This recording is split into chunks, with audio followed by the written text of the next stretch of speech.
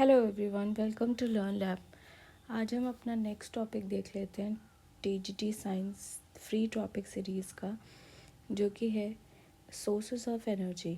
Okay, इस chapter में हमें ये चीज़ें डिस्कस करनी है about different form of energy leading to sources of human resource fossil fuels के बारे में पढ़ना है। Okay, so energy capacity to do work हम पिछली क्लास में पढ़ चुके हैं वर्क एनर्जी में। अगर आपने अभी तक नहीं देखा है तो टॉपिक फ्री सीरीज़ को आप जाकर देख सकते हैं। ओके, 7 लेक्चर्स हो चुके हैं।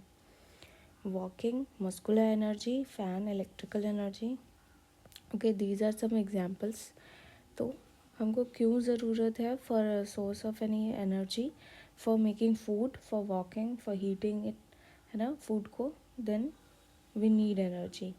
Then good source of energy जो इजीली अवेलेबल हो, अफोर्डेबल हो। ओके, जिसमें हाई वैल्यू एनर्जी आउटपुट ज़्यादा निकले और उससे पोल्यूशन कम हो, ऐसे गुड सोर्स को हम गुड सोर्स कहेंगे एनर्जी का। Okay, a good source should be cheap, efficient and environment friendly, कि वो एनवायरनमेंट फ्रेंडली भी हो, चीप भी हो और उससे एनर्जी भी हमको सफिशिएंट मिल जाए। दो टाइप के सोर्सेज ऑफ एनर्जी होते हैं, first is renewable and second is non renewable. आपने पिछली बहुत सारी क्लासेस में इसको पहले ऑलरेडी पढ़ रखा है। ओके, देन सब रिन्यूएबल और नॉन रिन्यूएबल में जो डिफरेंस है ये काफ़ी पूछा जाता है। तो रिन्यूएबल क्या है? Unlimited sources.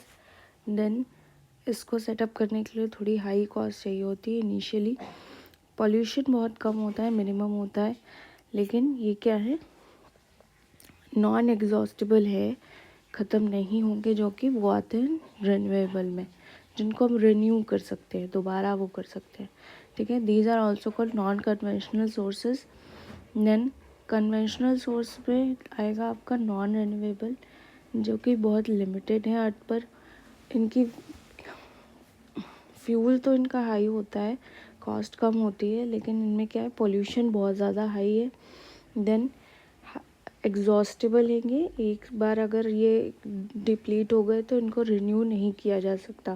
That is why they are called non renewable. इनके एग्जांपल्स देख लेते हैं। Solar, wind, biogas, hydro electricity and tidal geothermal, ये सारे हैं रिन्यूएबल के। नॉन रिन्यूएबल के coal, petroleum, natural gas. Okay, then fuels, substance that produce usable energy when burned. Ideal fuel क्या होगा हमारा? जिसकी कैलोरीफिक वैल्यू थोड़ी हाई हो, इग्निशन टेम्परेचर लो हो। ओके, देन इसको हम ट्रांसपोर्ट कर सके, स्टोर कर सके इजीली, और एनवायरनमेंट फ्रेंडली हो, पोल्यूशन बहुत कम करे, ऐसा अच्छा फ्यूल माना जाएगा। इकोनॉमिकल और सेफ हो फॉर यूज़, ये फीचर्स है किसके? आइडियल फ्यूल के। देन कैलोरीफिक वैल्यू और इग्निशन टेम्परेचर, दो यहाँ पर टर्म्स आए हैं, इनको देख लेते हैं। तो कैलोरीफिक वैल्यू क्या है? Amount of heat produce by 1 kg of fuel on complete combustion, जितना वो अमाउंट ऑफ हीट प्रोड्यूस करेगा, that is its calorific value. तो वो क्या होनी चाहिए? हाई होनी चाहिए। And then ignition temperature, minimum temperature जिस पर वो फ्यूल जो है बर्न करना स्टार्ट कर दे। जैसे पेपर है, बहुत जल्दी जल जाएगा, तो उसका लो इग्निशन टेम्परेचर है। वुड का थोड़ा हाई होता है, तो थोड़ा हाई होगा तो ज़्यादा एनर्जी देनी पड़ेगी, तो एनर्जी वेस्ट होगी। लेकिन अगर लो इग्निशन टेम्परेचर होगा तो हमको कम एनर्जी में ज़्यादा आउटपुट मिल जाएगा। लेट्स सी फॉसिल फ्यूल्स क्या है।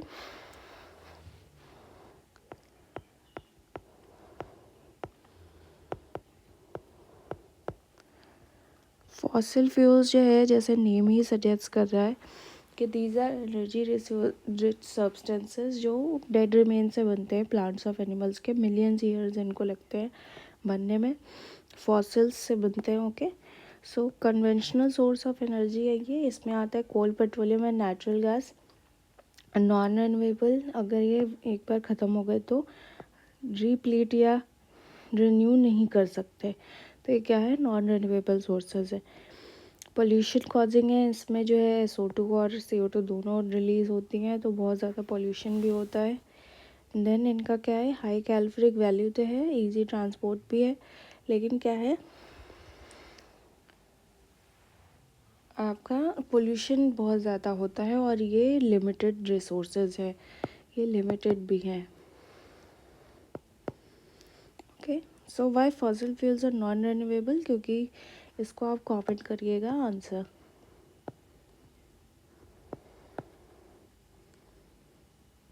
ठीक, अब इसमें जो रिन्यूएबल सोर्सेज है या नॉन कन्वेंशनल सोर्सेज है उनको देख लेते हैं। लाइक सोलर एनर्जी, जिसका सन जो है अल्टीमेट सोर्स इसका सोर्स है। सोलर सेल्स जो होते हैं वो कन्वर्ट करते हैं सनलाइट को टू इलेक्ट्रिसिटी, देन रिन्यूएबल होता है ये, लेकिन इसकी कॉस्ट थोड़ी हाई होती है। Energy receive from sun in the form of heat and light, जो हमको मिलती है उसी को सोलर सेल जो है कन्वर्ट कर देता है। इसमें क्या है एप्लीकेशंस में, सोलर कुकर, सोलर सेल्स, बहुत सारे आपने सुने ही होंगे। Solar heater reflector based device होती है फॉर कुकिंग। सोलर कुकर में सोलर सेल्स होते हैं, सोलर पैनल्स होते हैं जो सेल से बनते हैं, डिफरेंट सेल से। ठीक है, ये क्या है, सोलर एनर्जी। नेक्स्ट इसके एडवांटेजेस देख लेते हैं। रिन्यूएबल है ये, देन इनएग्जॉस्टेबल है क्योंकि सन है इसका सोर्स, इको फ्रेंडली है, एंड पॉल्यूशन नहीं होगा, लेकिन बेस्ट फॉर रिमोट एरियाज, जहाँ पर दूर दराज पे जहाँ पर हम नहीं इंफ्रास्ट्रक्चर पहुँचा सकते। हाई इनिशियल कॉस्ट इसकी होती है, थोड़ी एफिशिएंसी इसकी कम होती है।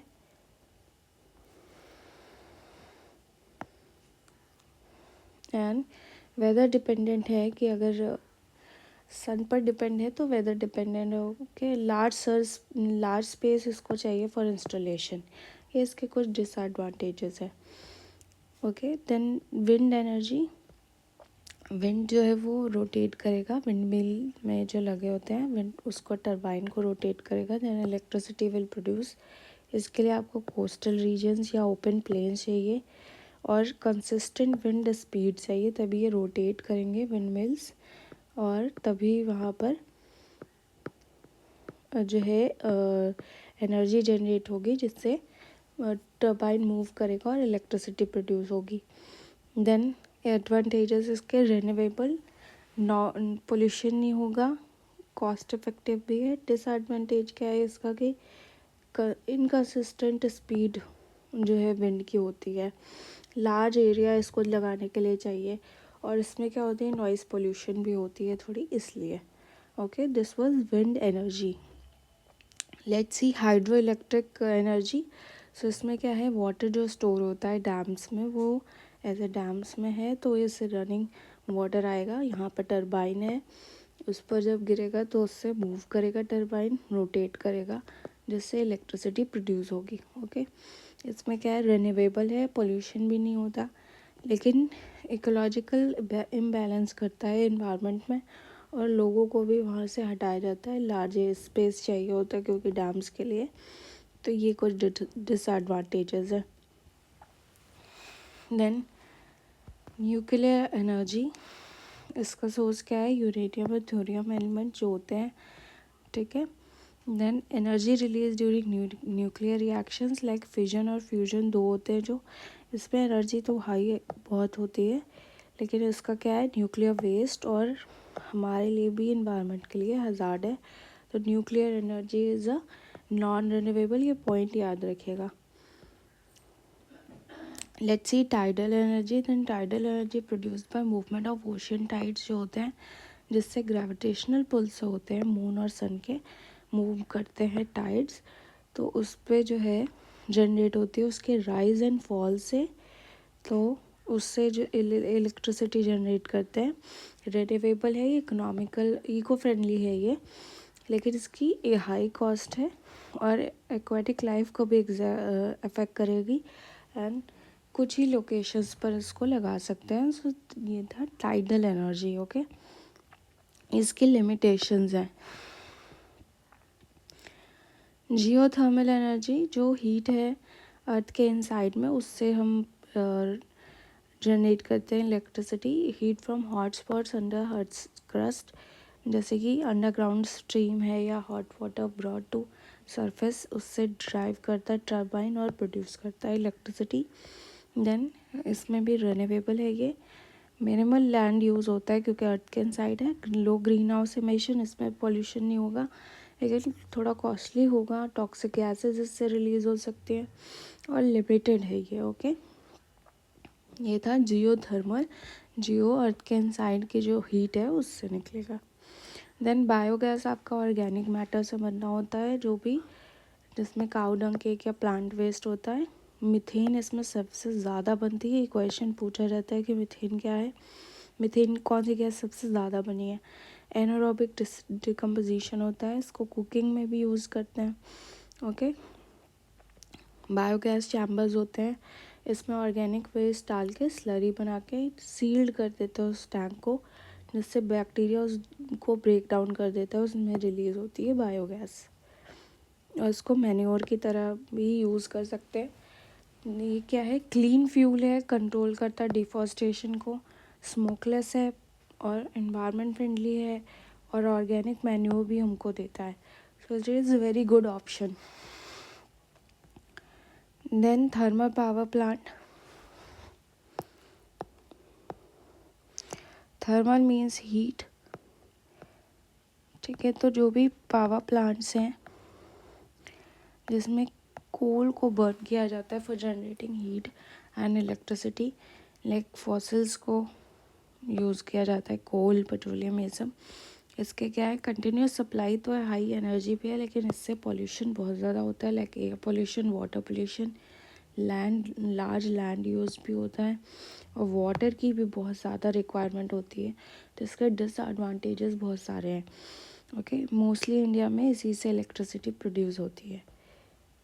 Now let's see some forms of energy. बहुत सारे फॉर्म्स ऑफ एनर्जी हैं, लाइक काइनेटिक मोशन के रिस्पेक्ट में होती है, मोशन से पोटेंशियल पोजीशन से होती है, ये सब पिछली क्लासेस में हम पढ़ चुके हैं। Kinetic, potential, chemical, then electrical, flow of electrons, nuclear, जो न्यूक्लियाई से होता है। Thermal means heat due to molecular motion. Light जो आपका होता है रेडिएशन से। साउंड भी हम पढ़ चुके हैं अभी। देन मैकेनिकल, दोनों का सम होता है। These are some forms of energy, इनके एग्जाम्पल्स भी पता होने चाहिए। Okay, so this was sources of energy, छोटा सा चैप्टर था, and it is basically in EMRS के सिलेबस में। It is not in KVS syllabus, ये मेंशन है EMRS के सिलेबस में। Okay okay